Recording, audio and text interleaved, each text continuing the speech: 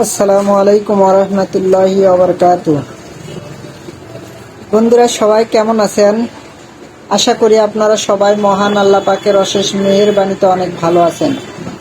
আমিও আলহামদুলিল্লাহ অনেক ভালো আছি। আপনারা দেখছেন ইলেকট্রনিক্স সার্ভিস সেন্টার, সাথে আছি আমি মোহাম্মদ রবিউল ইসলাম। বন্ধুরা, আজকে আমি একটা 48 ভোল্ট অটো গাড়ি কন্ট্রোলারের খুবই গুরুত্বপূর্ণ বিষয় নিয়ে ডিসকাস করতে যাচ্ছি।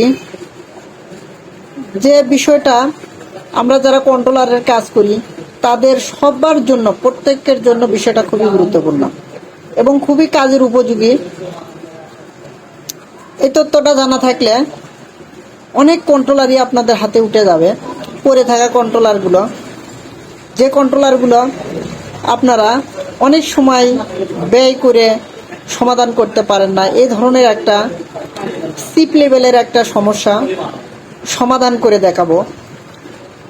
তো সমস্যাটা খুবই কঠিন, কিন্তু এর সমাধানটা খুবই সহজ। তো বন্ধুরা, ভিডিওটা কন্টিনিউ করুন, শুরু থেকে শেষ পর্যন্ত ভিডিওটা দেখুন। ভিডিওটা দেখলে আপনাদের অনেক উপকার হবে। বন্ধুরা, এই কন্ট্রোলারের সমস্যাটা আমি আগে আপনাদের দেখাই নেই। তো দেখুন, আমি এক হাতে ভিডিও করতেছি আর এক হাতে দেখাচ্ছি। তো আমার পাওয়ার সাপ্লাইটা দেওয়া আছে, তো আমার কাছে পিক আপ নাই। তো আমি এই 5 ভোল্ট আর হলো সুইচের তারটা সোম দিয়ে শর্ট করে ফুল স্পিড দিয়ে আমি চালু করে দেখাবো। তো বন্ধুরা দেখুন, আমার কন্ট্রোলারটা রান হচ্ছে। কাস্টমারের বক্তব্য হচ্ছে এই কন্ট্রোলারটা থাকে চলে না, এবং কতক সময় একেবারেই চলে না। তো দেখুন, এটা কিন্তু আমি ফুল স্পিড, এই যে দেখুন আমি শর্ট করে দিয়েছি 5 ভোল্ট এবং সুইচের তারটা শর্ট করে দিয়েছি। মোটরটা দেখুন কিভাবে রান হচ্ছে, খুব স্লো গতিতে চলছে, খালি কোনো মতে ঠিক করে চলছে। এতে করে বোঝা যাচ্ছে এই কন্ট্রোলারটি ওকে আছে, এর 5 ভোল্ট আছে, মসফেট সাইড ঠিক আছে, তারপরেও কন্ট্রোলারটা এরকম প্রবলেম হচ্ছে। তো এর স্পিড কমে গেছে। কি কারণে এই সমস্যাটা হচ্ছে, স্পিড কমে যাওয়ার কারণ কি, আমি ভোল্টেজগুলো মেপে আপনাদের দেখাবো যে এর 5 ভোল্ট কম কিনা, ক্যাপাসিটরগুলো ভালো কিনা। মোটর স্লো করার আরেকটি কারণ হচ্ছে যদি ক্যাপাসিটরগুলো বাস্ট হয়ে যায়, ফুলে ওঠে, ফেটে যায়, 5 ভোল্ট ড্রপ হয়ে যায়, তাহলে মোটরটি আস্তে আস্তে ঘুরবে। তো এখানে ক্যাপাসিটর ভালো আছে, আমার মোটরটা 100% ওকে আছে, টেস্টিং মোটর। তো কি সমস্যা এটা বুঝতে গেলে এই ডায়াগ্রামটা বুঝতে হবে। তো তার আগে আমি আপনাদের ভোল্টেজগুলো মেপে দেখাবো যে এর ভোল্টেজটা কি অবস্থায় আছে।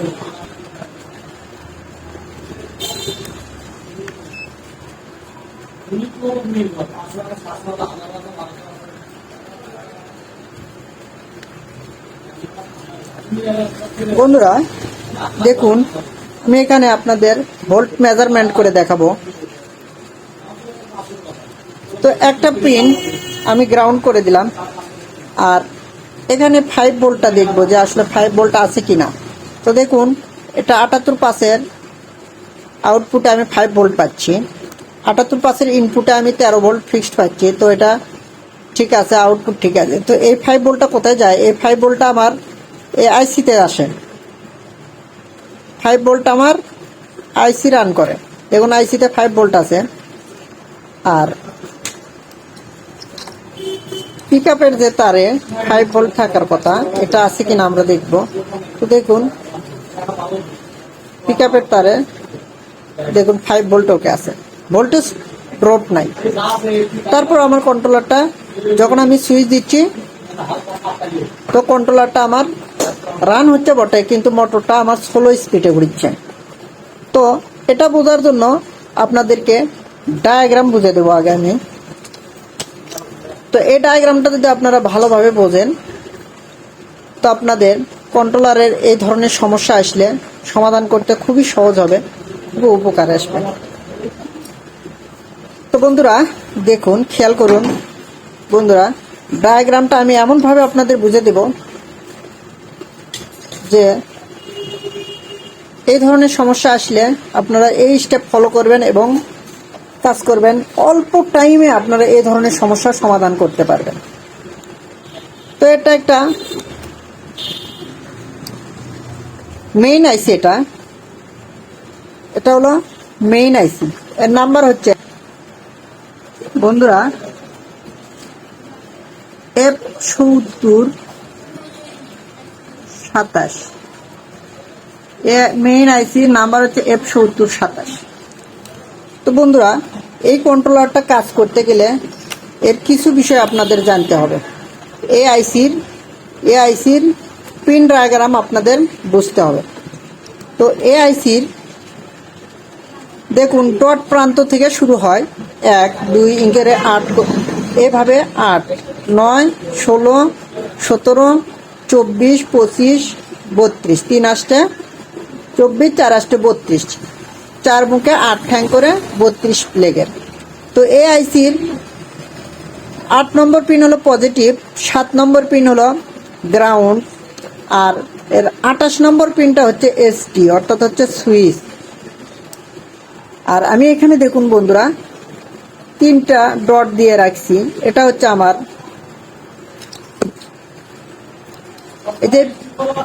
এই পিকআপের এই 3টা। আমরা যখন পিকআপ এভাবে কানেক্ট করি তখন এই কন্ট্রোলে এসে এই 3টা ডট হয়, এই ডটের মাধ্যমে সাপ্লাইগুলো হয় আসে। তো এটা হলো 5 ভোল্ট, মাঝখানেটা হলো গ্রাউন্ড। দেখুন এটা 5 ভোল্ট, মাঝখানে গ্রাউন্ড, এই বাম পাশেটা হলো এসডি অর্থাৎ হচ্ছে সুইচ। 5 volt ground switch. আমরা যখন পিক আপটা আনি তখন কি হয়, এই 5 ভোল্টটা এখান দিয়ে এই এসডির মাধ্যমে দেখুন কিভাবে কন্ট্রোলারটা বুঝতে পারে যে আমার মেইন আইসিটা বুঝতে পারে যে কন্ট্রোলারটা রান করতে হবে এখন। তো যখন এই 5 ভোল্টটা এখানে আসে, এখান থেকে একটা রেজিস্ট্যান্সের মাধ্যমে এই 28 নম্বর পিনে যখন সাপ্লাই আসে তখনই কন্ট্রোলারটা চালু হয়ে যায়। তো বন্ধুরা এই 5 ভোল্ট পিক আপের মধ্য দিয়ে এই ডটে আসে, এই ডট থেকে এখানে 103 অর্থাৎ হচ্ছে 10K। 3 নম্বর কোডে যদি 3 থাকে তাহলে সামনে যা থাকবে এই 3 নম্বরকে ভ্যানিশ করে দিয়ে সামনে যা থাকবে অর্থাৎ হচ্ছে সামনে আছে 10K হিসেবে বলতে হবে। তো আমার এই শিপ রেজিস্ট্যান্স সম্পর্কে একটা ভিডিও আছে, আপনারা দেখে নেবেন। 5টি শর্টকাট জানা থাকলে রেজিস্ট্যান্সের মান এক নজর দেখেই বলে দিতে পারবেন যে রেজিস্ট্যান্সের মান কত। যেমন আমি এটা এক চান্সে বলে দিতে পারবো। 3 নম্বর কোডে যখন 3 আছে তখন আমি সামনের যা আছে এটা যোগ করে কে হিসেবে এর গণনা করব, অর্থাৎ হচ্ছে 10K রেজিস্ট্যান্স হয়ে এই 28 নম্বর পিনে যখন সাপ্লাই আসে তখন মেইন আইসি বুঝতে পারে যে আমার অন্যান্য সিগন্যালগুলো আউট করতে হবে। তো যখন আমরা পিক আপ হালকা টানি তখন এই 10K রেজিস্ট্যান্সের মাধ্যমে 1 ভোল্ট আসে, অর্থাৎ ক্রমান্বয়ে রেগুলেটিং ভোল্টেজ আসে। 1 1.5 2 এভাবে আস্তে আস্তে বাড়তি হয়। যখন আমরা জোরে টানি তখন এই 5 ভোল্টটা 4.5 বা 4.3 সর্বোচ্চ ভোল্ট এখানে আসে। সর্বোচ্চ ভোল্ট যখন এখানে আসে কন্ট্রোলারটি সর্বোচ্চ সাপ্লাই প্রদান করে, সর্বোচ্চ আউটপুট প্রদান করে, মোটরটা ফুল স্পিডে ঘোরে। তো আমার এই কন্ট্রোলারের প্রবলেম হচ্ছে আমি যখন ফুল স্পিড দিচ্ছি তারপরে আমার কন্ট্রোলারটি ফুল স্পিডে চলছে না। এর কারণ হতে পারে কি, তো আমার এই 10K রেজিস্ট্যান্স ফল্ট হতে পারে, বা 10K রেজিস্ট্যান্সের ভ্যালু বেড়ে যেতে পারে, অর্থাৎ 10K এর জায়গায় 50K হয়ে গেছে, 100K হয়ে গেছে। এরকম আমরা যখন টানতেছি তখন স্লোভাবে ভোল্টেজটা পার হচ্ছে। আমি ফুল স্পিডে টানার পরেও আমার 10K রেজিস্ট্যান্স দিয়ে 2 ভোল্টেজ বা 1.5 ভোল্টেজ এরকম পার হচ্ছে, যার কারণে আমার এই আইসিটা বুঝতে পারতেছে যে কন্ট্রোলারটি আস্তে চালাতে হবে। তো আমি তো ফুল দিয়েছি, কিন্তু এই রেজিস্ট্যান্সের কারণে আমার এখানে ভোল্টেজ কম আসতেছে। আমার মেইন আইসি বুঝতেছে যে এটা আস্তেই চালাচ্ছে, যার কারণে আমাকে সিগন্যালগুলো আস্তেই দিতে হবে। তো আমার এই জায়গায় আমি এটাও ব্যবহার করতে পারি, এই 10K রেজিস্ট্যান্স এটা ব্যবহার করতে পারি।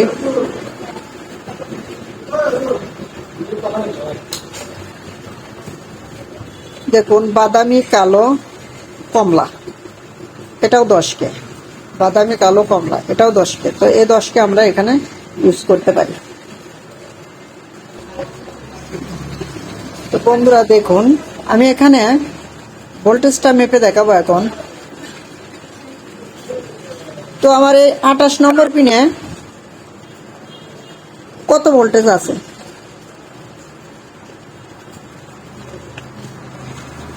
দেখুন, 0.589, অর্থাৎ হচ্ছে হাফ ভোল্টেজও না। দেখি পিক আপটা ধরো তো।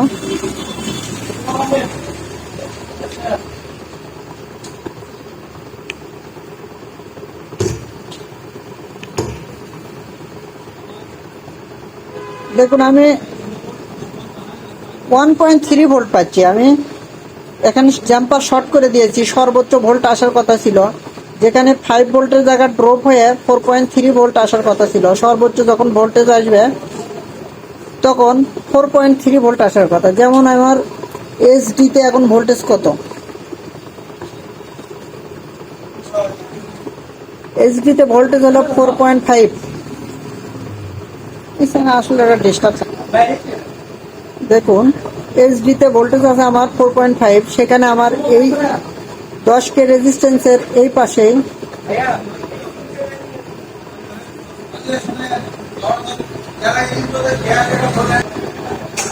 বন্ধুরা দেখুন, আমার এখানে 10K রেজিস্ট্যান্সের এই পাশে 4.5 ভোল্ট আছে, আবার 10K রেজিস্ট্যান্সের এই পাশে 1.3 ভোল্ট, 1.3 ভোল্ট।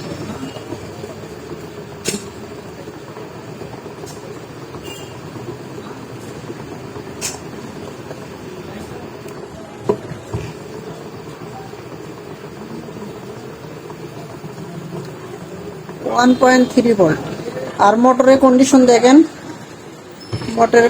দেখেন, মোটর কিভাবে ঘুরছে, খুব স্লো।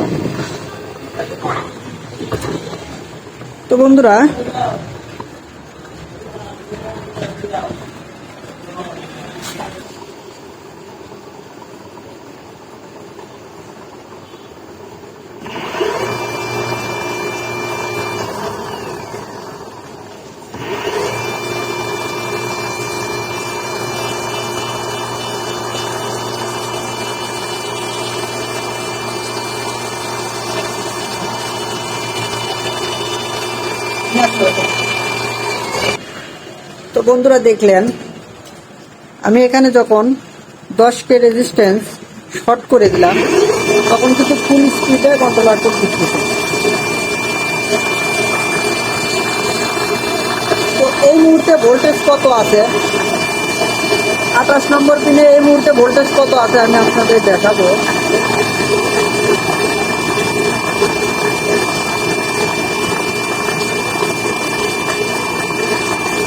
দেখুন, 28 নম্বর পিনে যখন 4.5 ভোল্ট আসছে তখন আমার কন্ট্রোলারটি কিন্তু হাই স্পিডে ঘুরছে, সর্বোচ্চ স্পিডে ঘুরতেছে। দেখুন, আমার 28 নম্বর পিনটি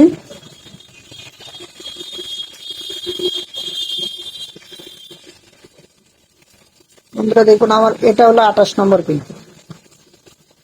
28 নম্বর পিনে যখন এই যে এসটির মাধ্যমে 10K রেজিস্ট্যান্স এ পাশে পার হচ্ছে, এ পাশ থেকে 10K রেজিস্ট্যান্স এখান দিয়ে এই ভিতর দিয়ে এ পাশে পার হচ্ছে, এখান থেকে ডাবে এখানে এই 28 নম্বর পিনে যখন আমাদের 2 ভোল্ট আসে, 1 ভোল্ট 1.5 ভোল্ট আসে তখন স্লো হয়, 2 ভোল্ট আসে আরেকটু স্পিড হয়, 3 ভোল্ট আসে আরেকটু স্পিড হয়, 3.5 আসে আরেকটু স্পিড হয়, 4 আসে আরেকটু স্পিড হয়, 4.5 যখন আসে সর্বোচ্চ স্পিডে মোটরটা ঘুরতে থাকে। তো আমার সমস্যা ছিল এখানে 10K রেজিস্ট্যান্স, এই 10K রেজিস্ট্যান্স। তো বন্ধুরা, আমার এই ভিডিওটি যদি আপনাদের ভালো লাগে কাজের জন্য উপকারে আসে, হেল্প হয়। তো আমার এই ইলেকট্রনিক্স সার্ভিস সেন্টার চ্যানেলটি আপনারা অবশ্যই সাবস্ক্রাইব করবেন, ভিডিওতে লাইক করবেন, কমেন্ট করবেন, শেয়ার করবেন। আসসালামু আলাইকুম ওয়া রাহমাতুল্লাহ।